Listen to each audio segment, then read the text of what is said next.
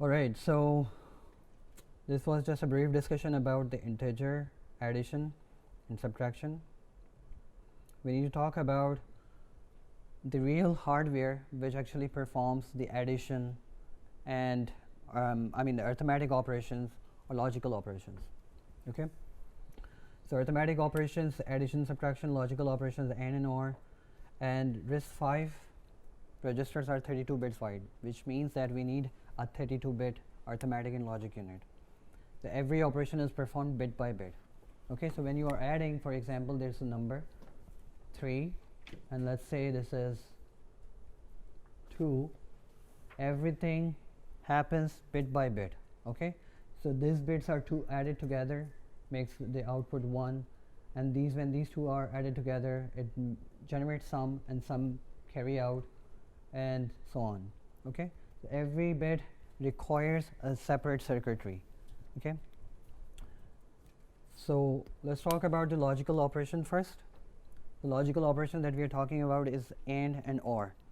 Okay, so assume that this is the logical unit, and we have an operation which is a select bit, which helps us select whether we want to perform AND operation or OR operation.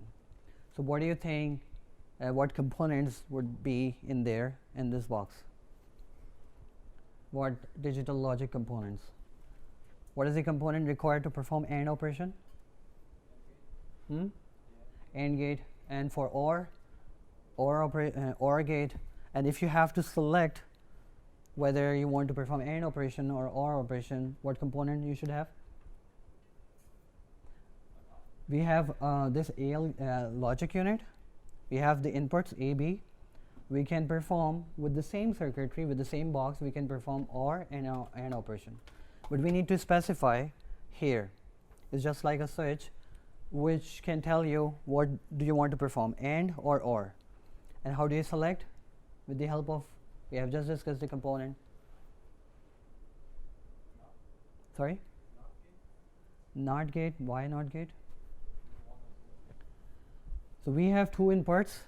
We can perform AND operation and OR operation with the help of this box. Okay, just like with your phone, you can make a photo, you can make a video, but you need to select an option, right? And it will change the mode. So we have just discussed the component which helps us select input. Yes, multiplexer. So multiplexer can help us select whether the result should be connected to the AND results or the OR results. So the circuitry would look something like this. Okay, so with the help of operation, we can decide whether operation bit 0 corresponds to AND and operation bit 1 corresponds to OR. So now you can see here that both operations are executed, AND and OR. Both of the values are calculated, but only one of them are routed output as an output. Okay, you see that even if you're not performing something like addition, subtraction, multiplication, everything is actually executing in the processor. Okay, but the multiplexer helps us connect the right input to the output. Okay, and that is why even when you turn off your phones, even when you turn off your computer, your battery keeps on degrading. And this is the reason, this is one of the reasons, because everything is executing, no matter whether the output is producing or not, but it is still executing. Okay, when you write a code, if else structure, right? I think I have already shown you. So if, for example, if s equals, for example, 1, then AND, perform AND operation. If else, perform OR operation. So here in this case, only when the condition is satisfied, that operation is executed. Here in the hardware, everything is calculated, and based on the operation that we want to perform, only that output is produced. Okay, so this is for the logic unit. So with the help of this logic unit, you can perform AND and OR operation. We will talk about some other operations later, but let me talk about the last thing for today, is addition operation. So we have already seen how the addition is performed. So in this unit we have three inputs, A, B and carry in, and there is a carry out and sum. So two inputs for the operands, which are the main inputs A and B, one output for sum, which the sum is generated, and one output for carry out, and there is one input for carry in. So if you recall this approach here, we have two operands, okay, one output for sum, one output for carry out, and there is always a carry in, okay.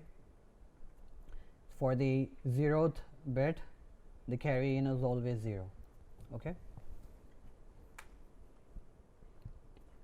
So again, this is a black box. You have three inputs and two outputs. So if you have to develop a functionality, how would you do that? You would first create a truth table, right? So truth table, there are three inputs A, B and carry in. Again, when you have three inputs, you can simply write possible combinations 0, 0, 0, 0, 0, 1, 2, 3 and so on. The carry out and the sum, you can simply add them together and see when you are adding 2, 1 together, it will generate a carry out and it will not generate a sum, okay.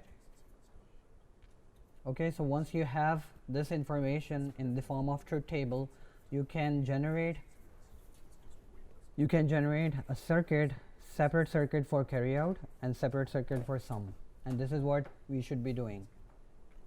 So here the output is generating at this possible combination for carry out. So the optimized equation for carry out would be this one. It is after optimization. The reason why I'm saying after optimization is because when we draw a Boolean expression out of truth table, it is not optimized. When I say not optimized, means there might be some logical components which may be redundant. There are techniques to optimize the Boolean expression, like a Karnoff map, but we are not discussing this thing in this course. Yes. So technically the first line would be A bar B dot carry out. A bar B carry in. Yes. Oh, yeah. Yes. When you write the expression the way we have studied already, it will have some more terms in the expression, but that might be redundant. That's why I said it's not an optimized form, okay. But the results shown up here are the optimized results. Okay, so I think let's keep it until here. I will proceed ahead for the next lecture.